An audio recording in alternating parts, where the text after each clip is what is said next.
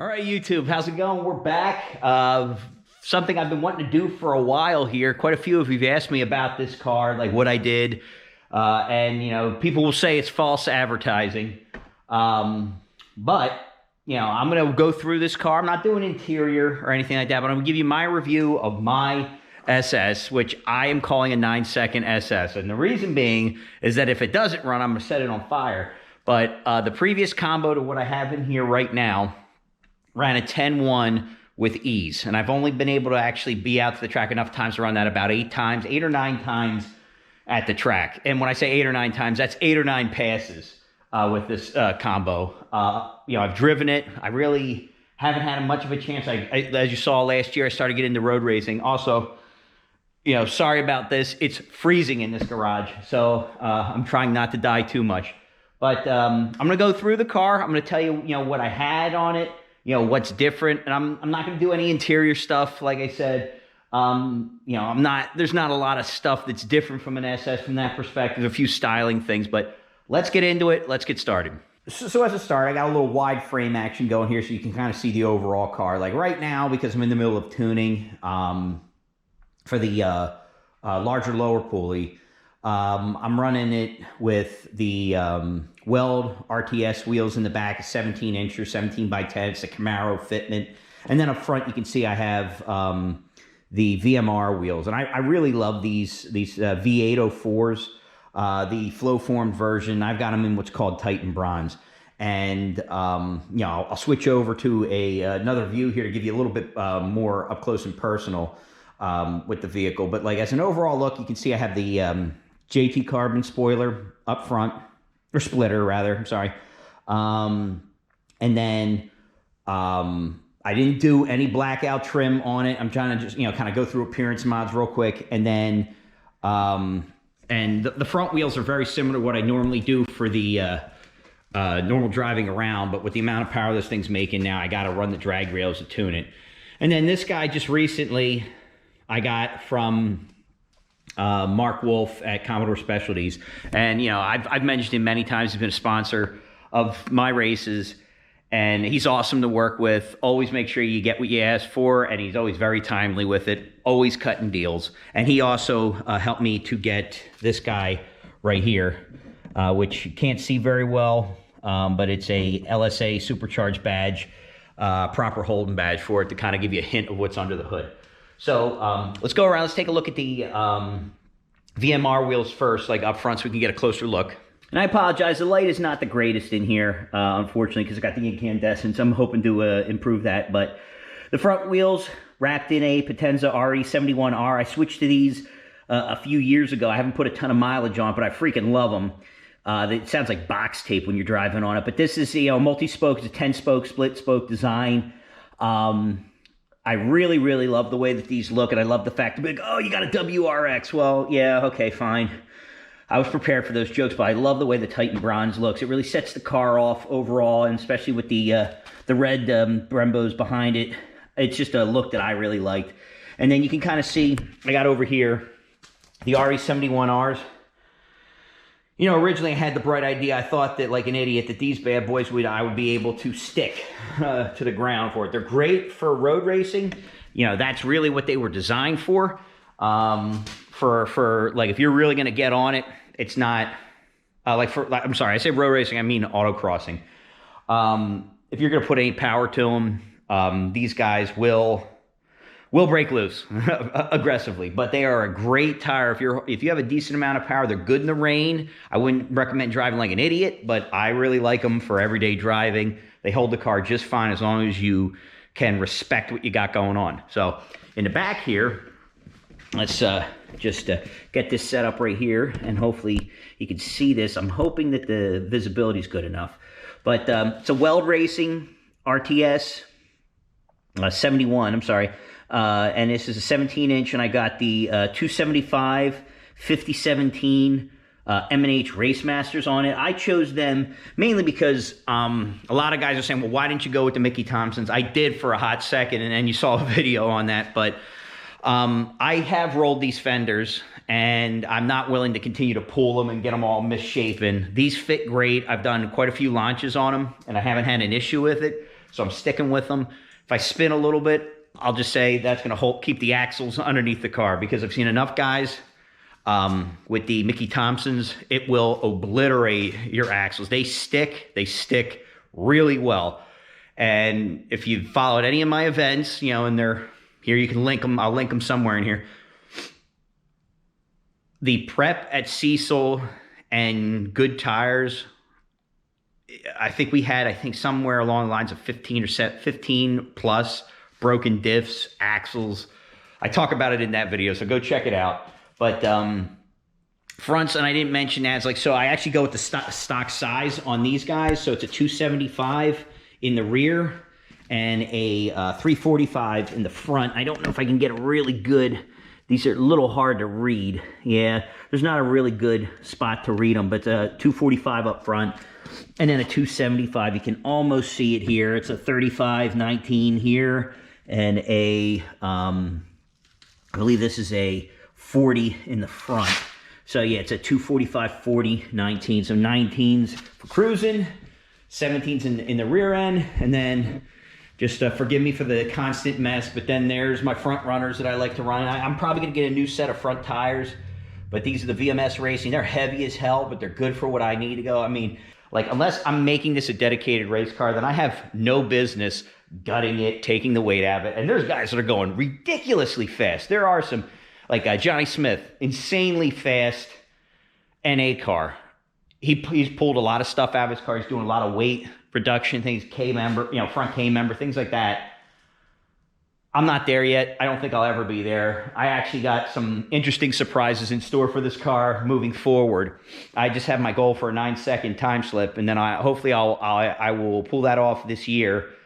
And then after that, I have some more fun things to do with the garage. So that really covers wheels and tires. As far as suspension, I can't really show that. I have a video of that, but I'm on the King SS King SSL springs, front and rear. I know some of the guys stagger them, whatever. I got an early batch of them. I just sat on them for about 3 years before I actually put them in the car. I love them. I didn't even do the recal on it, but the car sits the way I like it. I don't know if I can get a good view of this from the front, but we'll take a look here. If we just sit here and kind of see, it's like basically no apparent help. You know, there is still a little bit of a gap in it.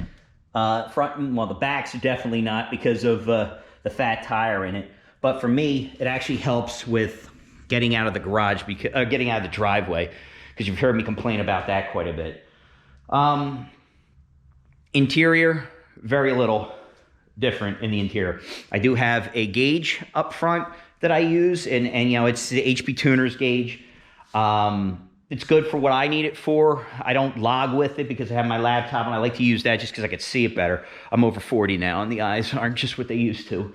But beyond that, there's really nothing different inside. I do have a wideband inside the dash that I occasionally use, but it's more for just to log it. So I have a Camaro rear in it, and I did that a few episodes ago. I built that rear. It's an SS rear. It's a 327 gear ratio, and I did the Speedmaster torque worm in it. You know, freshened up all the bearings and everything inside of it. But that bad boy is bulletproof. Yeah, it's made overseas, but I've heard nothing but good reviews on how it'll last. And again, I'm going with a little less tire than a lot of guys do because I'm okay spinning a little. I don't need a deep 9. I just need a 9, and then I'm good with it. I would like to try to maybe run a little 10.0 index stuff this year, but we'll see. I'm very busy at work. I always complain about that, but axles the same. Right now I'm doing a carbon fiber drive shaft, the DSS carbon fiber drive shaft for the G8 and SS. Everything went in very easily. So far, no issues. I know a lot of guys have complained about vibration. I have had absolutely no issues with vibration. I also take a lot of care to make sure driveline angles, things are lined up well, but it's really not that difficult. So, yeah, let's get to the stuff you guys actually care about. Okay, so first things first, before I go actually under the hood, I have a DSX tuning auxiliary pump and their E85 flex fuel setup on that as well. I'm not going to get underneath the car only because the floor is freezing, and I actually did a video on that. Again, I'll link it in the description so you guys can go and see what it takes to install that. But that's essentially, you tap the trunk, you run a line, you mount it on the passenger side frame rail. There's a few lines that run up. I've tried to hide them pretty well. You can see here, and I apologize for the adjustment, I got the wrong setup originally, because originally I wanted to run it on the other side. And this is a standard for a, I believe it's a Z01. No, it's a CTS-V setup, I think. And it comes in from the other side, but I use a ZR1 frame rail, a fuel rail. And that's how it gets set up. And you can see the DSX tuning E85 setup. And it's very simple to put in. Again, link in the description of how I put it in. This is a little controller set up right here to purge it. And the wiring is ran down underneath the frame to the part that's underneath the car. Everything else, all the business is here and in front of the transmission. It's a stock 6L80E transmission with a ZL1 converter. So I've mentioned this before a couple times. That thing hits hard. It beats the crap out of the drivetrain. At some point, I may put a different converter in it, but it's going to end up having to be a second gear converter, because I leave in first on this, and it's pretty damn violent on the drivetrain. I'm pretty sure if I end up going to like a Circle D or something like that with a little bit more stall, I'm going to have to make it a second gear converter to try to preserve the transmission. One thing, disclaimer, I'm going to put the stuff all over the screen here. I am fully prepared to blow the engine and transmission this year, because it's something at this power level with like a lot of stock stuff.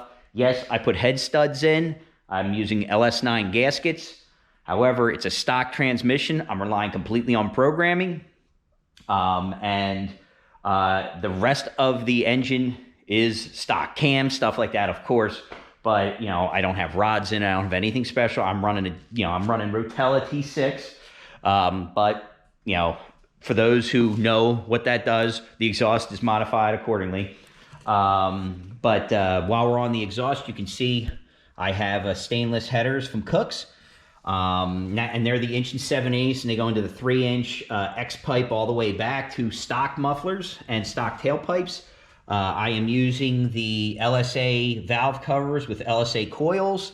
Nothing too fancy there. I'm using all of GM stock front drive, except for I got a 100 millimeter idler. And blower ZL1, it's ported. I'm sorry, yes, I'm sorry, I said ZL1, I think I said ZL1, but the blower hat was done by Jokers. They sent it out to get it milled, and they added on the AN fittings on the front, reinforced brick, all that standard good stuff there.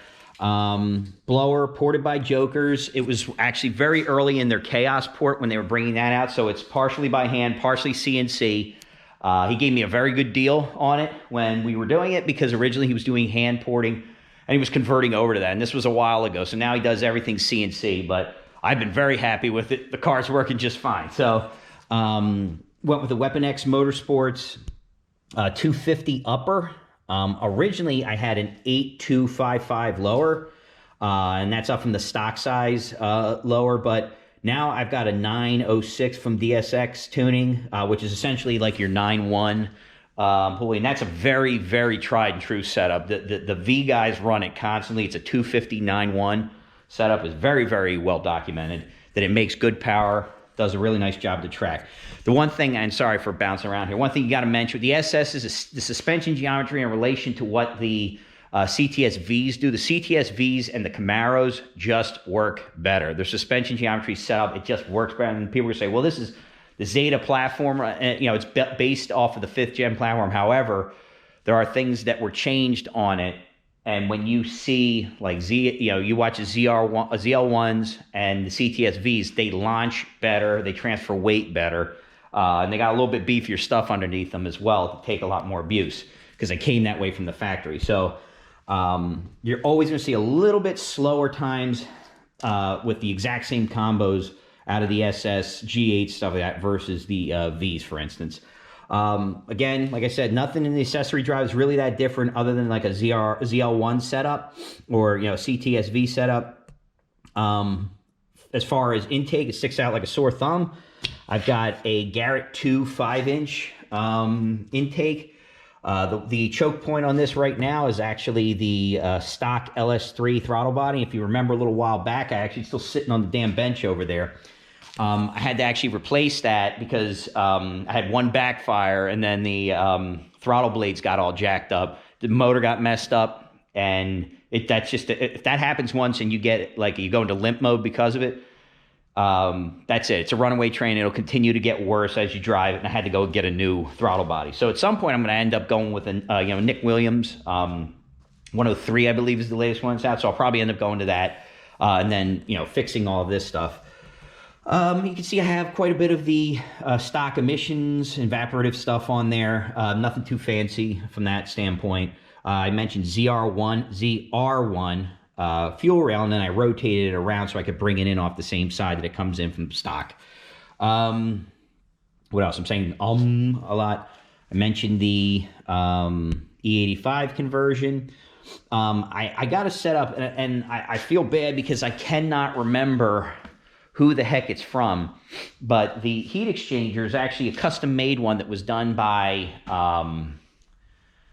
oh man, it's a shame because I cannot remember who it is. However, and I mention it in my vlog, or a while back, but it's a fairly small guy, but it works really well. I am currently replacing that, and I've got a Boost District Large Generation 2 heat exchanger in there. Because I'm noticing on hotter days, especially now when we're running more boost, that it's starting to build some pretty decent heat. And I also noticed when I was doing the autocross, and I did not know this about autocross until this year when I really got involved in it. They run heats. So basically you get in and you run 3, 5, 7 times in a row. You just run the course, you come back, you get in line, they run you again. Didn't know that, didn't have very good time to cool off.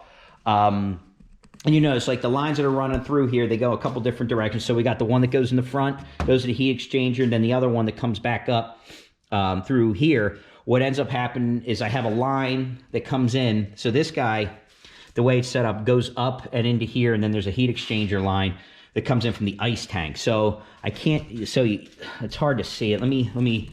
I think the easiest way to do it is let's go back to the trunk, and then I'll show you how it runs up to the front. I should have keys in my pocket. I do, and let's get it open.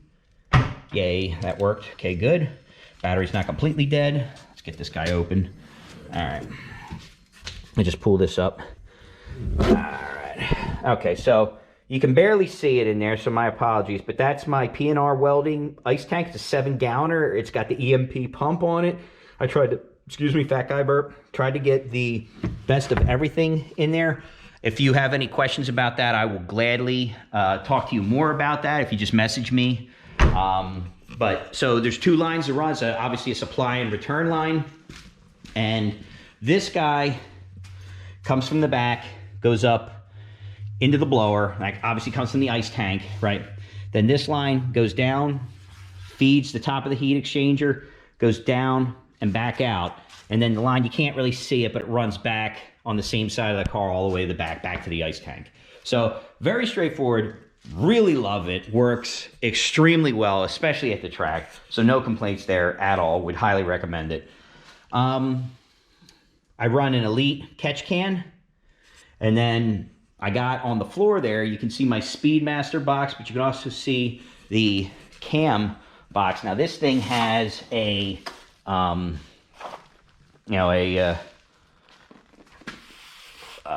the LS3, sorry about that, has the LS3 cam in it, but this is actually the 219, 237 duration Boostmaster cam. Yep, it's an RCR grind, and you can see, what the part number is for it, but it's a special grind for, from Lunati. I wasn't really big on YouTube early on, but I am a huge proponent of Lunati cams.